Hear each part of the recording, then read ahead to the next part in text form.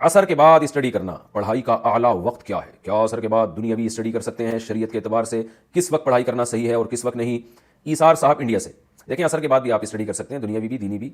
تو ہونا یہ چاہیے کہ آپ فجر اور عصر کے بعد ذکر کا معمول بنائیں، کیونکہ یہ سنت ہے. آپ صلی اللہ علیہ وسلم کی بہت زیادہ ترغیب ہے. آپ صلی اللہ علیہ وسلم نے فرمایا جس نے چوتھا کلمہ لا الہ الا اللہ وحدہ لا شریک لہ لہ الملک ولہ الحمد وہو علی کل شیء قدیر 100 دفعہ صبح 100 دفعہ شام، چوتھے کا لفظ حدیث میں نہیں ہے، کلمہ ہے حدیث میں کہ یہ 100 دفعہ صبح 100 دفعہ شام پڑھا اس نے، تو آپ صلی اللہ علیہ وسلم نے فرمایا کہ اس سے زیادہ کوئی نیکیاں کر ہی نہیں سکتا سوائے وہ شخص جو اس سے بھی زیادہ دفعہ پڑھے، اور بنی اسماعیل کے غلام آزاد کرنے کا ثواب ملتا ہے. اسی طرح تیسرا کلمہ ہے سبحان اللہ والحمد للہ ولا الہ الا اللہ واللہ اکبر. آپ صلی اللہ علیہ وسلم نے فرمایا یہ کلمات ایسے پیارے کلمات ہیں کہ سورج ان سے زیادہ اچھے کلمات پر طلوع ہی نہیں ہوتا، وہ کما قال صلی اللہ علیہ وسلم. تو صبح اور شام نا، فجر کے بعد اور عصر کے بعد ذکر کا یا درود شریف کا معمول بنانا چاہیے، استغفار کا. لیکن اسٹڈی کرنا بھی جائز ہے، تھوڑی دیر ذکر میں لگتے ہیں، تسبیح میں لگتا ہے، اس کے بعد آپ اپنی پڑھائی کریں.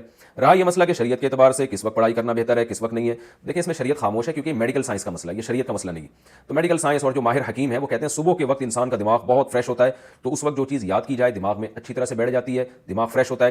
سب سے بہتر جو ہے نا پڑھنے والوں کے لیے جو ایک فارمولا ہے جو میں بتا رہا ہوں آپ کو، اگر آپ نے اس پر عمل کر لیا تو آپ کے تھوڑے وقت میں بہت برکت ہو جائے گی. وہ یہ کہ آپ رات کو عشاء کے فوراً بعد سو جائیں، تقریباً 9 بجے آپ سو جائیں.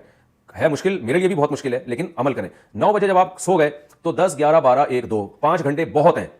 2 بجے آپ اٹھ جائیں، 2 بجے اٹھنے کے بعد آپ وضو کریں، تہجد کی نماز پڑھیں، دعا مانگیں، اس کے بعد آپ اسٹڈی کے لیے بیٹھ جائیں، مزہ نہ آئے پیسے واپس. اتنا فریش دماغ ہوگا آپ کا، اور اتنے کم وقت میں آپ بہت اچھا کام کر سکتے ہو، اسٹڈی کر سکتے ہو. آپ جو ہے وہ حافظہ آپ کا اس وقت بہت تیز ہوگا اور صحت بہت اچھی ہونا شروع ہو جائے گی. پھر جب فجر سے تھوڑی دیر پہلے آپ بہت تھک جائیں پڑھ کے، تو فجر سے پہلے اذان کے بعد 10-15 منٹ نیند لے لیں، جیسے کہ نبی صلی اللہ علیہ وسلم کی سنت ہے کہ آپ فجر کی اذان اور فجر کی نماز کے دوران تھوڑی دیر آرام کیا کرتے تھے، تو اس سے آپ اور زیادہ فریش ہو جائیں گے، ہٹو بچوں سے بھی اوپر کی چیز ہو جائے گی. تو یہ پڑھنے والوں کے لیے بہت بہترین ہے. اس کے بعد آپ ناشتہ کریں، جو بھی ایکسرسائز کرنی ہے، ناشتہ کرنا ہے یا اپنے معمولات پورے کریں، تلاوت کر لیں، ذکر کر لیں، اور جو ہے جو بھی آپ کے معمولات ہیں. اس کے بعد آپ نے کیا کرنا ہے کہ دوپہر کو کھانے کے بعد آدھا یا 1 گھنٹہ آپ نے پھر سو جانا ہے. اس کے بعد پھر آپ رات تک فریش رہیں گے. تو پڑھنے والے آدمی کو فریش دماغ چاہیے. آج کل جو پبلک کی روٹین چل رہی ہے اس میں دماغ فریش نہیں رہتا، محنت زیادہ کرنی پڑتی ہے، دماغ کو تھکانا پڑتا ہے، اس کا آؤٹ پٹ بہت کم ہوتا ہے، اور اس دماغ کی تھکاوٹ سے صحت برباد ہوتی ہے، دماغ خراب ہو جاتا ہے. پڑھے لکھے لوگوں کو دیکھیں جو میری اس وقت مسائل سن رہے ہیں، ان کے علاوہ کی بات کر رہا ہوں.